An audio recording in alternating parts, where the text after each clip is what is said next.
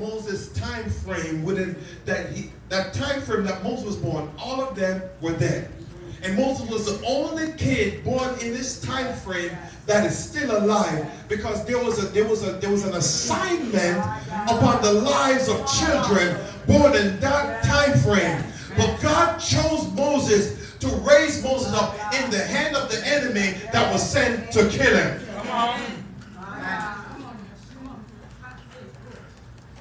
You will never be strong enough to defeat the forces that are up against you until you found yourself vulnerable in the hand of that enemy and you're still able to walk on. What am I talking about? Your ministry is what you came out of, what people told you that you'll never come out of.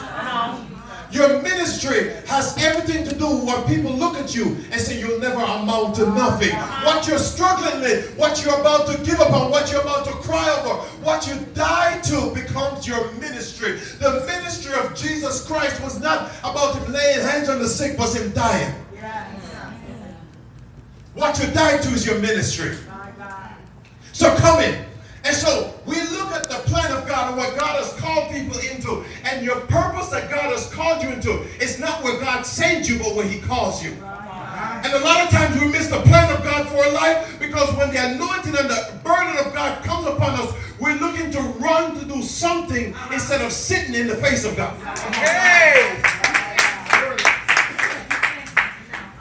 And the plan of God has nothing to do with what you do, feeding the homeless, feeding or putting clothes on those that are naked. The purpose of God for you has everything to do with the time you spend at the altar while the burden of God is upon you.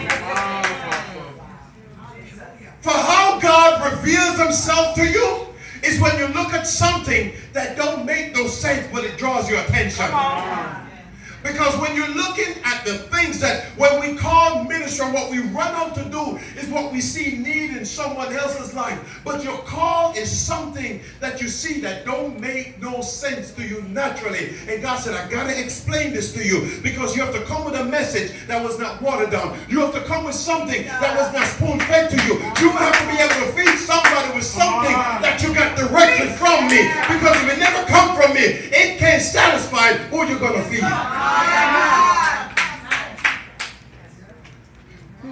Can I tell you, you can go to food bank and get food, but what you feed them with, they're going to be hungry.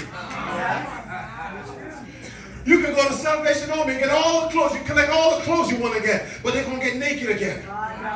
But this thing, when God put the righteousness on you to put on them, that will close them forever. The bread of life that God will give you to feed somebody will feed them forever and ever and ever. But you can't get it running after when you see a need. Amen. So Moses stood there on the mountain, and Moses got to this place where Moses had gotten to a point where Moses had given up in what he thought God had called him to do. And we know the story of Moses. Give me some time. Don't look at me like that. And so Moses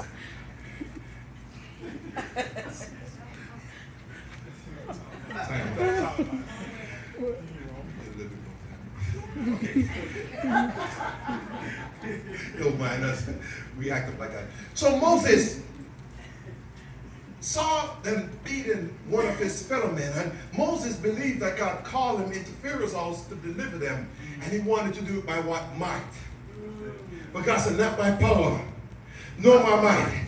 So when Moses ran away, Moses ran away because he was rejected by the people that he believed that he was called to deliver. And he was being chased by the people that he was called to deliver them from.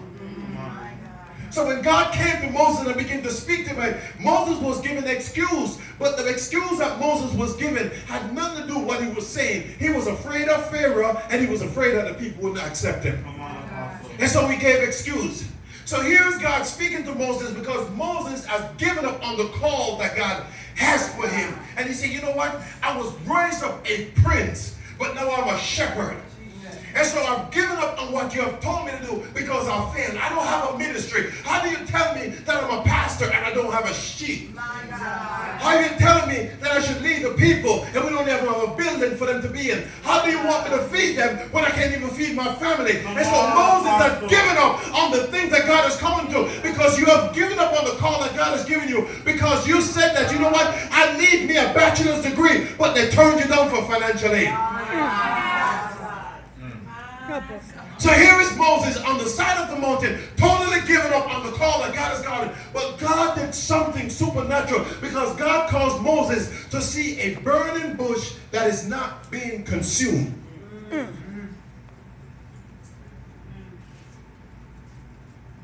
And the moment Moses turned to see the supernatural, extraterrestrial activity, God spoke to Moses. Can I tell you that if you're going to ever amount to anything with God, God will put things in your sight that don't make no sense. Yeah. And that's when God begins to speak to you about those things that don't make any sense. Yes.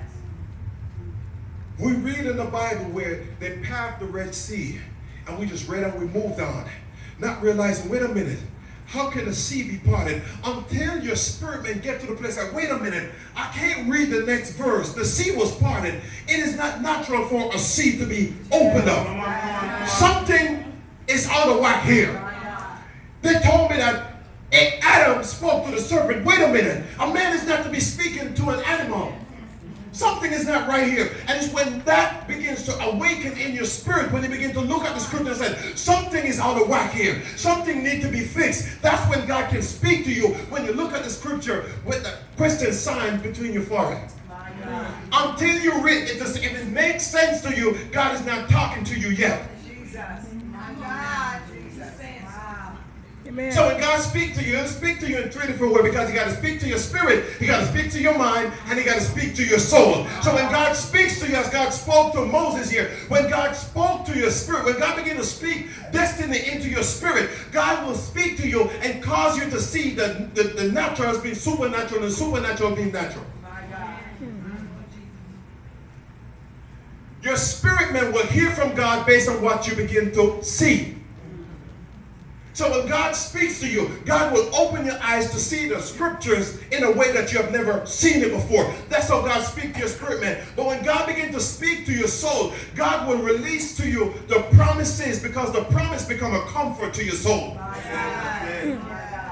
So the promises in the Bible, as you read the Bible, you read the promises, it's not speaking to your spiritual man, it's speaking to your soul, because the promise is a comfort to you. And when God speaks to your natural man, that's when He gives you instruction, because instruction is there to override your mind instead your mind try to give you direction. Because your body's not going to listen to your soul or your spirit, your body's going to listen to your mind. So He has to give instructions to your mind to shut your mind up to carry what He's given you to do. But in order to walk in the plan of God, you have to acknowledge that there is a plan in place, and I don't have to try to figure things out.